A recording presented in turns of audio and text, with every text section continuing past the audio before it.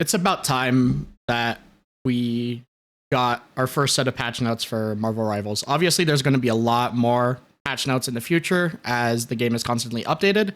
But for the time being, this is kind of the first set we have.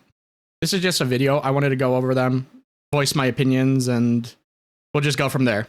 Assemble Rivals. The hero hot list is now live on our official website where you can check the pick rates and win rates. So this is basically just all of the hero data for the game and like what's happening, you know? This is showing everything in like in season 0. I'm not going to look at it because I'm not really interested in the past. I kind of want to look at what's going on in season 0 of Marvel Rivals. During our next maintenance, we will implement balance adjustments for certain heroes to promote a broader roster and enhance gameplay diversity. Find all the details here. Maintenance schedule will be around 2 hours, January 9th, 11 p.m. to January 10th, 1:10 a.m. PST. So yeah, around 2 hours. I don't really care too much about that. Obviously, these are subject to change. You know, devs can only do so much as stuff is going on. But let's look at what's going on in season 1 on the patch notes. Let's have a look, shall we? Marvel Rivals version 2025-011-0 balance post. Season 1 begins. Hello, Rivals. As Season 0 draws to a close, our analysis of battle data has revealed significant shifts in team compositions within regular matches, showcasing a vibrant diversity of lineups. However, as the skill level escalates, compositions centered around double shields and range have displayed considerable prowess. True. A lot of the games you'll see Magneto and Strange just, you know, doing their thing together, little cuties. Despite this, players have continuously honed and experimented with new compositions and strategies, further enriching the battlefield.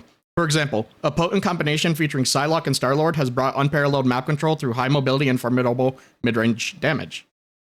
While pairings like Namor, I want to say Namor so bad, and Winter Soldier emphasize defensive counterattacks, fortifying the rear lines and seizing opportunities for combat advantages. Whether formations revolved around Hulk's might or Adam Warlock's team abilities, or a selection of heroes tailored for specific scenarios, it became clear that players are delving deeper into the world of Rivals.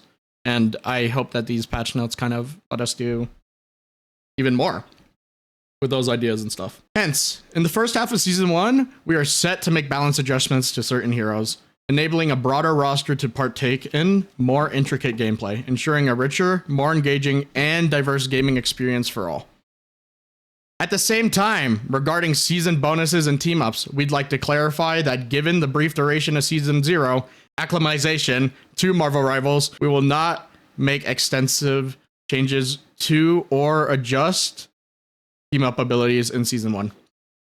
Instead, we will make minor adjustments to the existing team-up values. Fear not, for we are planning exciting redesigns and adjustments to team-up abilities in Season 2. Below, we will provide detailed introduction to balance adjustments in the first half of Season 1. Suit up, Rivals, and prepare to ignite the battle. So that's the introduction to what we got. I think it's a good thing that team-ups and stuff like that won't be changed quite yet, because yeah, Season 0 really did not last too long, I do not think. But also, just from my perspective, I want to see Hela and Hawkeye get nerfed within, you know, that season. I don't want to have a full season where stuff is broken and then suddenly all this new stuff is introduced and we're just going to forget about the past. I want to see it fixed while we're playing it. So I'm excited to take a little look at this. So let's look, shall we? All right. Adjustments for the Vanguard. We're starting with Steve Rogers, man. Captain America. Steve will receive some enhanced survivability, allowing more frequent entering and exiting out of combat. Okay. Reduce the delay time for shield restoration after releasing Living Legend from 3 seconds to 2 seconds. Reduce Liberty Rush cooldown from 12 seconds to 10 seconds. So that's the bash. We now have 2 seconds less of a cooldown on the bash, which is nice. The increase in base health is nice. Increase base health from 650 to 675. And finally, for the ultimate, reducing the energy cost for releasing Freedom Charge from 3,400 to 3,100. Reduce the additional health provided per second to self after releasing it from 110 to 100. So, by the looks of it, you get your ult quicker, but you will get less shielding with higher health. So, yeah. I saw some shit on Twitter. People were saying that you run faster as well, but that's probably placebo. I don't know though. Doctor Strange, easily the best tank right now in Season 0 of Rivals. So, for Doctor Strange, we'll be reducing the threat range and increasing the defense window of the Sorcerer Supreme. We're going to add fall-off damage, Maelstrom of Madness, and Gamma Maelstrom, starting at 5 meters and reducing to 70% at 8 meters. They're also going to slightly decrease the shield value recovery rate after releasing shield of the Seraphim from 80 to 70. So 80 per second to 70 per second. So the shield generates slower, and the damage fall off. There will be a new damage fall off on the attacks. I think it's good. Strange is in an extremely strong place right now. It's not a bad change. Thor, the God of Thunder, could use some slightly increased survivability and improve the success rate to his ultimate ability. Increase base health from 500 to 525. Added immunity control effects during God of Thunder, his ultimate ability. So this change is extremely welcome. This ult was dog. I mean, I'm not sure if this will make it stop being dog, but now you can't get shut down during it from it like as easily. So it should be a good change that's put in place. Hulk. Dr. Banner has been dominant, but some decreased sustained combat capability upon entering the battlefield will bring him more in line with other vanguards. Reduce the indestructible guard gamma shield value from Hero Hulk to from 250 to 200. That's like a double nerf, because the way it worked originally, if you shot the shields that or the bubbles that Hulk gave, it would give him ult charge. If the bubbles have less health, if you are to kill a bubble, of course you're going to get less ult charge from it, because 250 health worth of ult charge is going to be more than 200 health worth of ult charge. So it's a nerf, a double nerf kind of, but I don't think it will be extreme to the point where he's unplayable. As a matter of fact, it's not an unwelcome change. Like, it's really not that bad or not that serious, in my opinion, at least looking at it. Venom. With increased survivability and the threat of his ultimate ability, the symbiote menace will strike fear into the backlines of all enemy teams. Increase the symbiotic resilience bonus health ratio gained per lost health point from 1 to 1.2. So that's his big ass shield that you get when you like fucking hop in and then you're like, oh my god, shit, gotta get out now. So from 1 to 1.2 seems pretty solid to me, honestly. And then increase the base damage of Feast of the Abyss, his ultimate ability, from 40 to 50. So it's just, it's literally just a straight up damage buff, you know? It's not crazy. There were also people on Twitter and other places saying that, oh, the tether of his ultimate ability is making people slower than they used to be. I like to wait for like patch notes and stuff to come out, because I believe it's probably placebo just looking at this right now. So people could just be seeing stuff, you know? So we look at the official release here. Black Panther, BP, under the duelists. We're slightly decreasing T'Challa's combat survivability. Reduce the additional health provided to self after refreshing Vibranium marks with Spirit Rend from 40 to 30. And the upper limit of additional health provided from 120 to 175. This is the biggest nerf we've seen in the list so far. I don't know how big this nerf is going to be, but the shields going down that much is actually quite huge, I feel like. That's interesting. Black Widow. Now this character has been dog shit. Like, if you don't think the character was bad, it's I mean, she's not great, so I'm kind of excited to see what they do here. Black Widow. Natasha was very much in need of optimization when evaluating the release experience of her abilities, as well as a slight increase to the threat of her ultimate ability. Increase the range of the first effect of Edge Dancer from a 3 meter radius to a 5 meter radius. So her kick, she could kick people from further away now. It's not a bad change. It's a welcome change. Reduce the time required for Fleet Foot to recover from 0 stamina to full from 12 seconds to 4 seconds. This will allow like so much more repositioning ability in the game, because nobody wants like a one-shot headshot hit scan hero in the game. But to have the mobility to be able to change position and get people low enough to where they could be one shot by the rest of your team, I feel like that this change is actually extremely good. And then finally, reduce the time required for electroplasma explosion to reach maximum power, 1 second and 0.6 seconds. I mean, it's not bad. It's not bad. The changes are definitely welcome for Black Widow, I would say, at least. All right.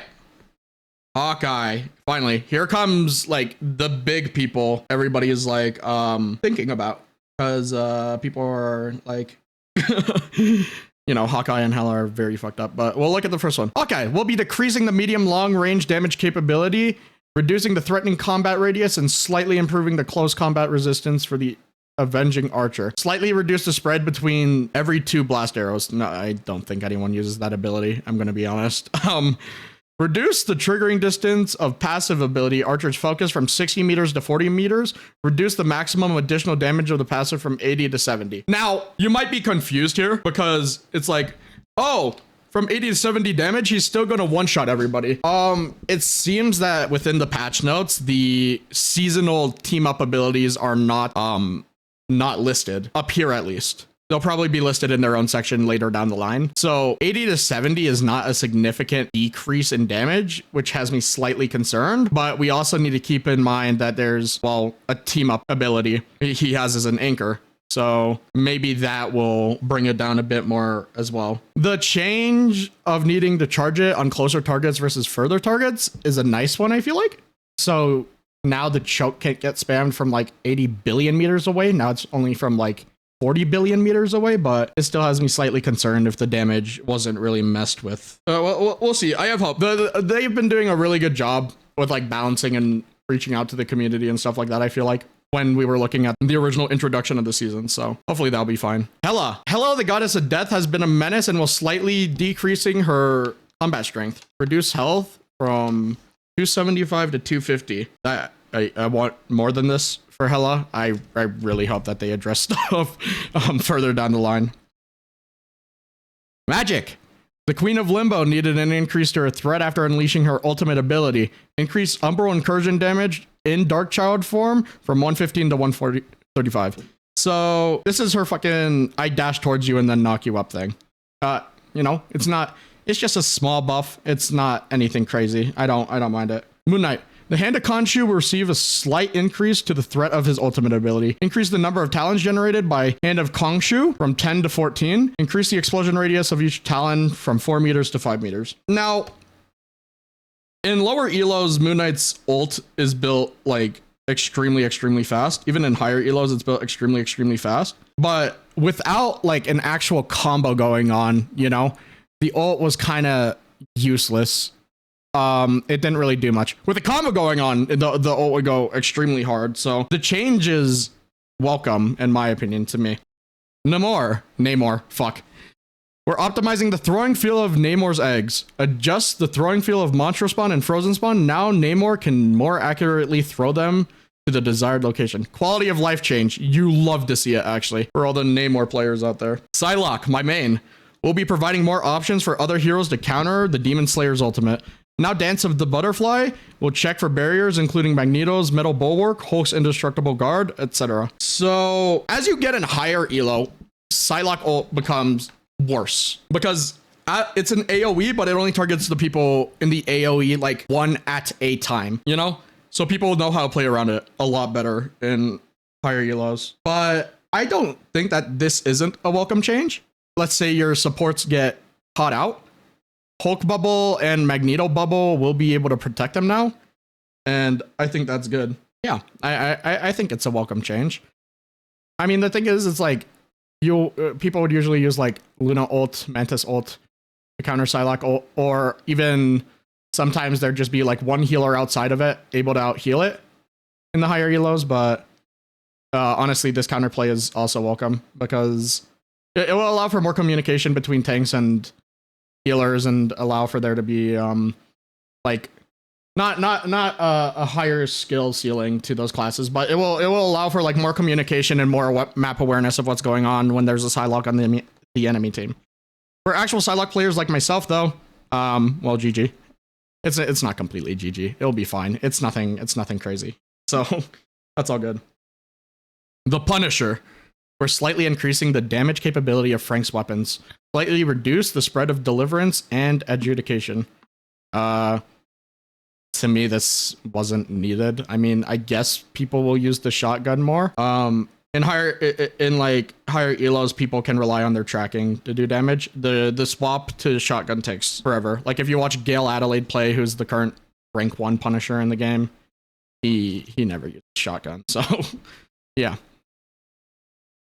Scarlet Witch. This character sucks. I might get a lot of hate for that, but she sucks in higher elos, so I'm interested to see what they do here.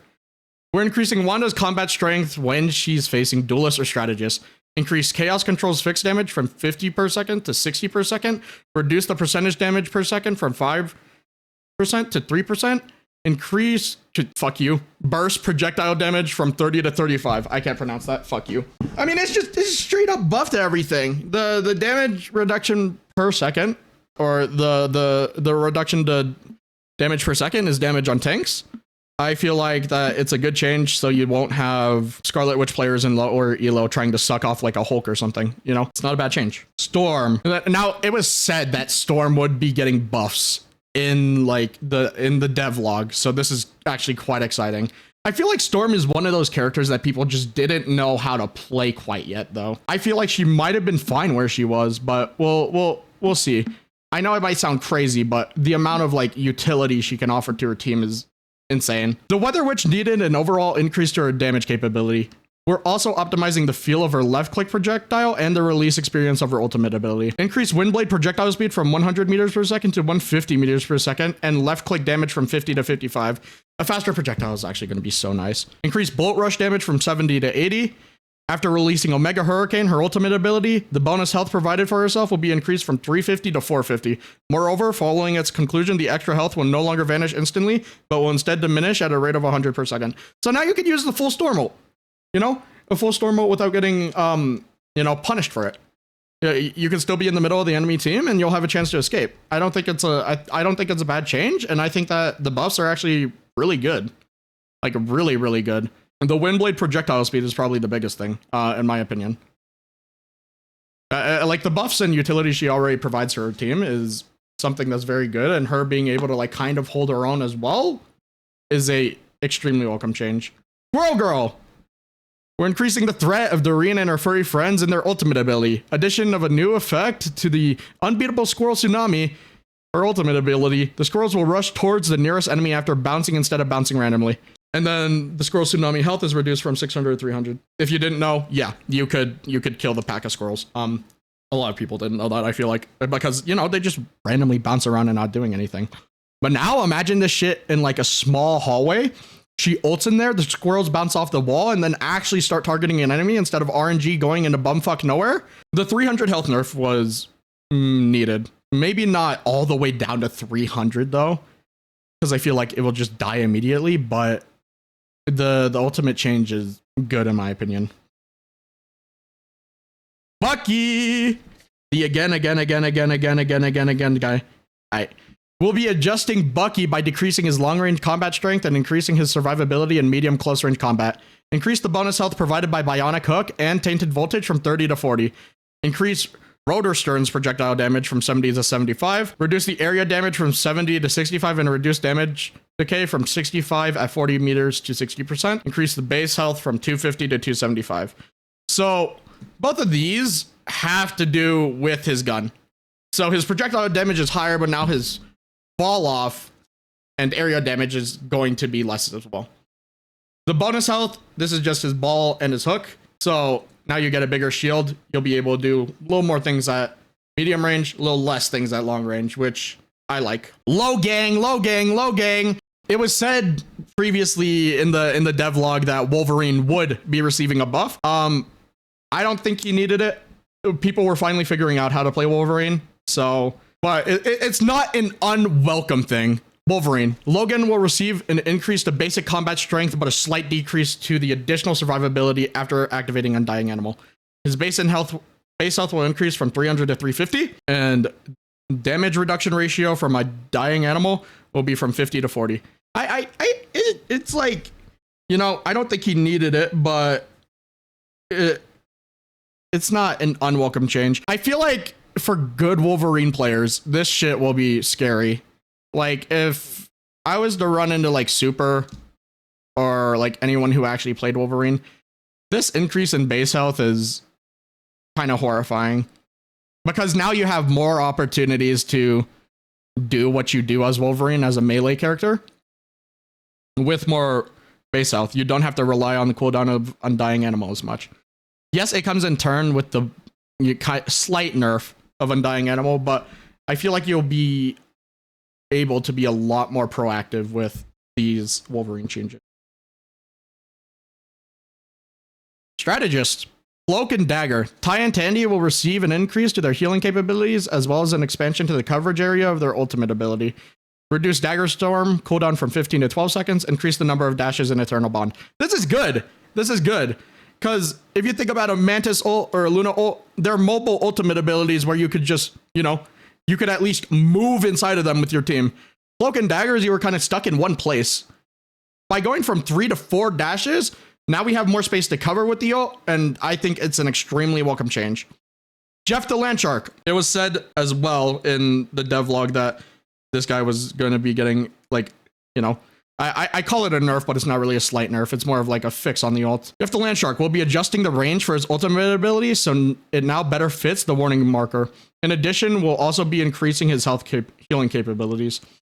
Adjust It's Jeff, his ultimate ability. That's a fucking cute name, man.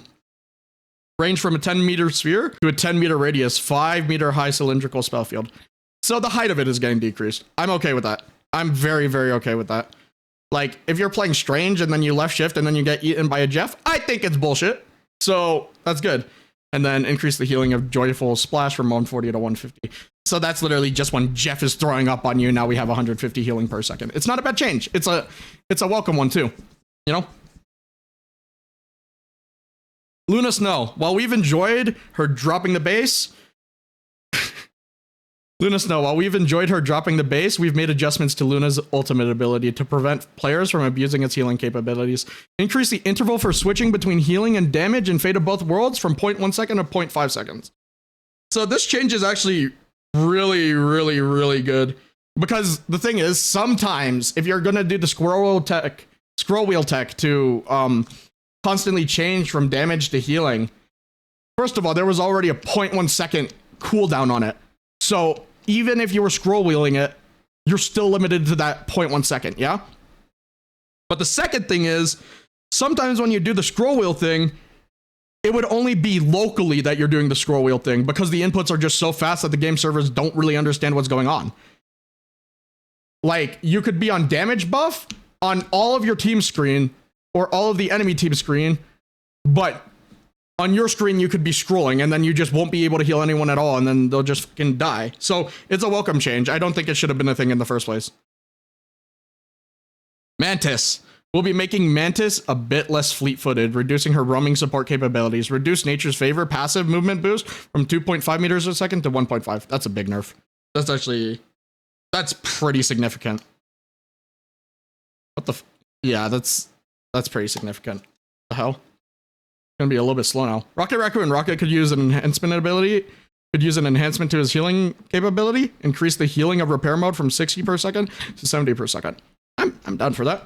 You know, there's nothing to hate there, so that's not bad. A little small buff to the raccoon. Not bad. Team up abilities. Hawkeye Black Widow. To further tone down Hawkeye's oppression, will be reducing his seasonal buff. Reduce Hawkeye's season bonus from 20% to 15%. That's very welcome. Now, you might be wondering how the hell Hawkeye has that 20% damage buff when Black Widow isn't on his team. Team ups in this game, for some of the team ups in this game, characters are considered anchors. So their team up ability or team up buff will be available 100% of the time during the actual season. If you think about like other characters with team up buffs that you can only activate if you have that other character, is because they're not anchors. Hela and Hawkeye are anchors, and their buff lasts the entire season. From 20 to 15%, the entire damage nerf we're getting is, on Hawkeye specifically, is not that bad. I don't know if he'll still one-shot people. It's only to see. We'll see when the actual season comes around. I'm unsure, but it's a welcome change. Hela Thor Loki. Much like Hawkeye, Hela's overwhelming power will be receiving slight reduction. Reduce Hela's season bonus from 20% to 15%. Again, it's welcome. Hopefully she is forced to 3-shot now. Or, at least 3-shot. I'm okay with 2 head, 1 body, I think. You know, I don't think that's too bad. Luna Snow, Namor. Will be increasing the threat of Neymar's Frozen Spawn. Increase Frozen Spawn damage from 25 to 27. Increase Frozen Spawn slowing effect applied to hit enemies from 25% to 30%. Increase Berserk state, frozen spawn damage from 16 to 18. That's a huge buff for Namor. If you're a Namor player and you have a Luna, that's actually very big on his tentacles. That's not bad. Rocket, Punisher, Winter Soldier. One of Rocket's best tools will be available more often. Reduce the cooldown of ammo invention from 45 seconds to 40 seconds. So you'll just be able to put down the little pack that makes Bucky and Punisher shoot faster and infinitely in them. More. I don't think it was a needed change. I think that team up specifically was in a fine place where it was, but it's fine. It's nothing crazy. It's just 5 seconds. In a game, you'll get like maybe... Like how many more off? Like maybe 3 or 4? I don't know. It's not the worst though. I don't feel like. Scarlet Witch Magneto. I never see this fucking team up because you know, Scarlet Witch is not great. A bit underwhelming. The damage capability of this father-daughter team-up ability will be enhanced. Increase metallic fusion projectile damage from 55 to 60. Increase metallic fusion spell field damage from 30 to 35. So it's just a buff to Magneto sword on it. So yeah, I mean, that's not crazy.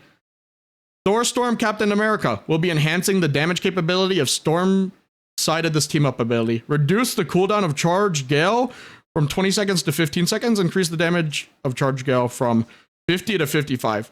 Now this will be big.